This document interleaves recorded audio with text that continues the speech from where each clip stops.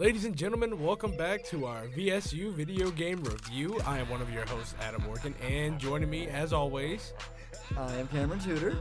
And we are here to give you the runabout about these brand new games coming out this year. So, Cameron, are you ready for the most anticipated game of 2020? Oh, absolutely. Yes, ladies and gentlemen, we are talking about Cyberpunk 2077, a game that takes place in a dystopian future that is based on the RPG. Yes, and I've had quite a bit of experience with that RPG myself, so I'm very excited to see this and play it in video game form. It's interesting how, well, I don't want to say board games, but like board games are now being turned into actual video games. Yeah, at first it only been done with stuff like Monopoly and chess and what have you like that, but now they're taking actual role-playing games like Dungeons & Dragons, which we don't really talk about the video game they made for that, and like Cyberpunk, and actually making it a video game, which should be really cool.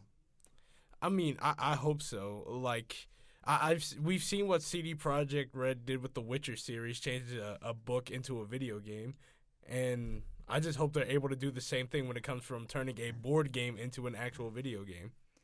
Yeah, I'm really excited to see how they'll do it because there's just so much to that role-playing, to Cyberpunk 2020, like as a role-playing game, that all the stuff they would have to incorporate in it, just so much, it's a lot of customizability that they're going to have to work with. It's probably going to be a pain in the ass, to be fair.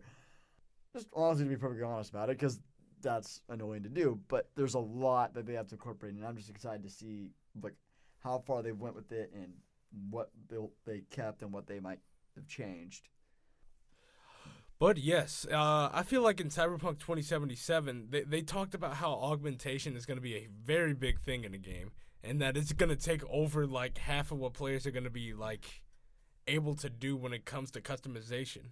Oh yes, which I'm happy to see because that was a big part of the RPG itself was augmentation. Because a lot of people might tell you that the goal of any role-playing game is have fun. Of course, yeah, that's the goal. And you might tell you with Cyberpunk, the goal is, survive, do as much as you can, get as cool as you can. Well, really, I'm going to tell you right now, no. The goal of that game, be as flashy and ridiculous as possible. That was literally the point. Just customizations. It didn't matter. Just whatever you could get, like blades shooting out of your wrist, rockets that come out of your eyeballs. It didn't matter. Just all kinds of ridiculous things. And even skin that might be able to dissolve at will. Because who knows, you might want that. But that was usually the point of the game, to be as ridiculous and flashy as possible. Which made it really fun, because most games you can't really do that because there's the worry of, gee, I might die. In Cyberpunk, you're like, who cares? Augmentations. Right, so you're telling me skin that dissolves will keep me alive. Oh, absolutely not. I can't really think of one practical use for it. But it's a ridiculous augmentation, and with Cyberpunk 2020, that was what mattered. And so the fact that they seem to be incorporating that in this 2077, I'm excited to see how that'll work, because they had some ridiculous augmentations, I'm not going to lie. Like, one of my personal favorites was, and I'm not even kidding, ankle springs. I think those are coming back because Yeah. in one of the trailers, and actually I think it was the very first release trailer, they showed that a group of kids that were playing basketball, and someone used a spring of some sort to dunk the ball. So I think that is making a comeback. Yeah, those did look like ankle springs. And those are always cool because they let you jump a ridiculous height. And amazingly, it wouldn't hurt you when you land because the way it would cushion the landing, it would just absorb some of that impact. So that was a very useful item or augmentation, surprisingly enough. Still ridiculous, no less, but fun. Cool. But the one thing I think people are most anticipated about, besides the augmentations, has to be the actor that joined on halfway through the game's production, with that being Keanu Reeves. Oh, yes, good old Keanu Reeves. You are breathtaking. Yes, you are. Yes, the person who said that to him actually at E3 got the entire full game, and I think that person is getting the special edition just for saying that to him during I don't blame him. E3. I hope he got an autograph because, hey, that's someone whose Matrix everyone would like to reload. Right. And so moving on with Johnny Silverhand, I believe that's the name of his character. He's supposed to be a AI implanted inside of your head that will be assisting you midway through the game. So it's interesting to see how, like, just how much time they've put into the story of this game. Because apparently he appears at the very beginning of the game, but some people are saying that this game will take with as much time as 6 months to beat because there are so many possibilities inside the game. So it's just very interesting to see. Oh, yeah, the possibilities seem to, so far from what I've just looked at, seem to be limitless. And I like how they've also given the option of how you play it, whereas you can be full on lethal or you can play it non-lethal, which is kind of cool because I'm one of those people like I prefer to play non-lethal if I want to play my character in a way where like I am the good guy, and if I'm playing it chaotic and I don't really care, I'm gonna go lethal. But I like having the option there. I'm a little lethal. I'm not going to lie. I don't believe in letting my enemies live and come back and fight another day. Couldn't be me to be non-lethal. I'm just saying. Hey, I nothing against that. There are plenty of times I played lethal, but I just think having the options nice. It just gives more of that role-playing aspect to it because you can actually play the role how you want it. The game's not forcing you to, oh, no, you have to kill this guy. It's like, no, you can let him live. That'll probably affect the game later on down the line, but you can let him live. I don't know. A lot of games with that. I do enjoy this feature of the game where they're adding the abilities to have so many options, but at the same time, that could be a little distracting because you'll see a person get one ending that you wanted, but you won't get that ending because of the mistakes and or choices you made in the past. So it's really like yeah, it can affect it quite heavily. Yeah, it's really that one of those things where if you mess up, well, hey. Look, I just probably changed the whole dynamic of the gaming world in that game specifically. So, that's also one of those things that's kind of a refreshing thing to see because this wouldn't be the first game that's had it like that where your actions are obviously going to have consequences. That's always been a big thing for any game that Telltale Games has done. Skyrim too. Or Skyrim as well, yes. That's another good one for that. My ancestors are smiling down upon me, Imperials. Can you say the same? Yes, I can. I always went Imperial. But really? Really, seriously. Stormcloaks, big mistake, but that's a different no, time. I agree with you actually. Same. Anyway, but I'm just excited to see where they go with this because it looks like they have put a lot of time into it and the animation on it looks just beautiful from what I have seen so far, and they did a really good job making Keanu Reeves look like Keanu Reeves. Because I've seen some games where they attempt that and they fail horribly. This game looks like they did a good job. Mind you, some of those games came out in like the early 2000s, like the Matrix video game, which I don't think actually had Keanu Reeves in it, but it had Jada Pinkett Smith in it. But again, different time for that. Yeah, again, when you compare it to games that are newer that have done stuff like that, i.e., some games like Mass Effect, things like that, where Andromeda trying to portray Andromeda for sure. Andromeda tried, but you got to look at it. It was a dev team that got like ripped apart. But yeah, let's just show why you don't need to rush games, which is something that this game is not doing. It's not being rushed. They actually have had the date pushed back. What is this, the second time?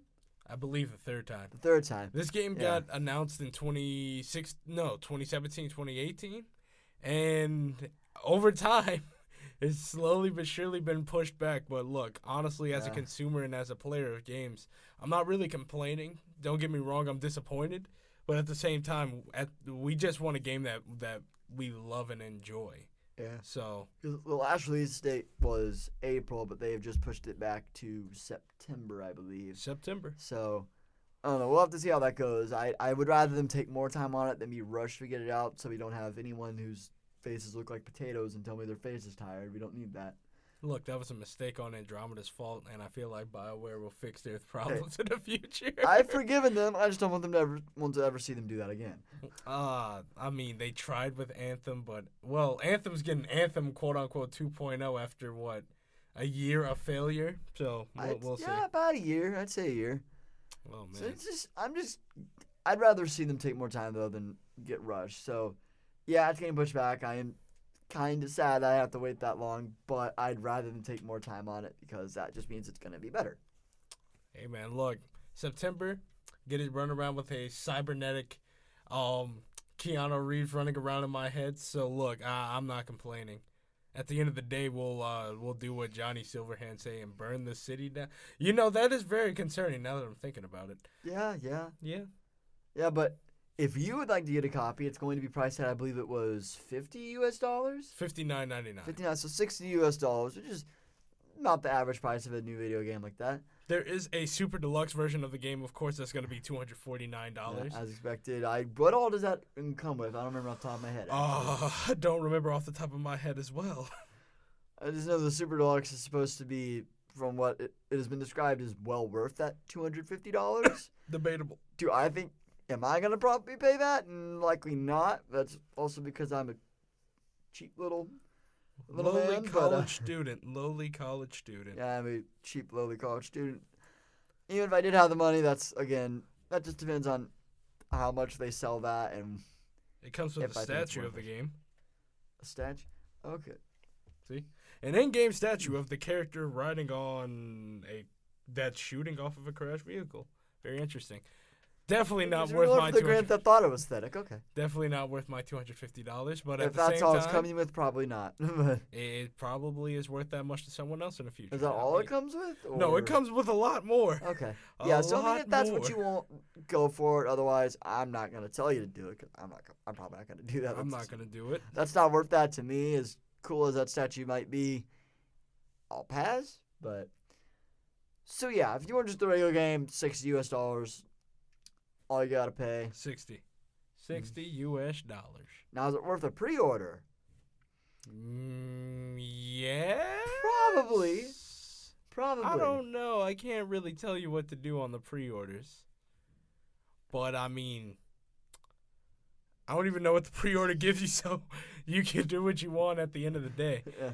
At the end of the day, that's up to you. But so I mean, if you want to pre-order it, go for it. If not, that's fine. I recommend getting it though. It definitely looks like it's gonna be a blast. I mean, Again, those customizations. I'm really curious to see where they're gonna push all that.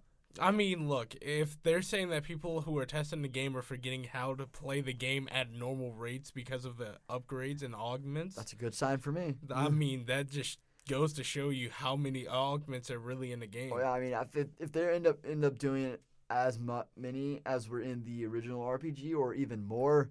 That's a lot, because in the original RPG, there were at least well over 500 different customization options you could do, and that's just not counting all the different ways you could customize it differently to be like a certain build of your character. So I'm expecting this game to have a high amount of buildability, so it'll still feel very much like an RPG, which would be kind of cool because I've never seen any video games that have actually successfully pulled off feeling like a role-playing game that you would play tabletop. Yeah. But it sounds like this one might actually feel that way with the customizability and actually role-play ability it will have. So I'm very excited to see how they're going to do that. Yeah. And just how much they'll put in. Sounds like a lot. Sounds like a lot. Well, thank you, ladies and gentlemen, for tuning in to VSU Video Game Review. I am one of your hosts, Adam Morgan. And I am Cameron Tudor. And thank you for tuning in. We're signing off. See you next time. Toodles.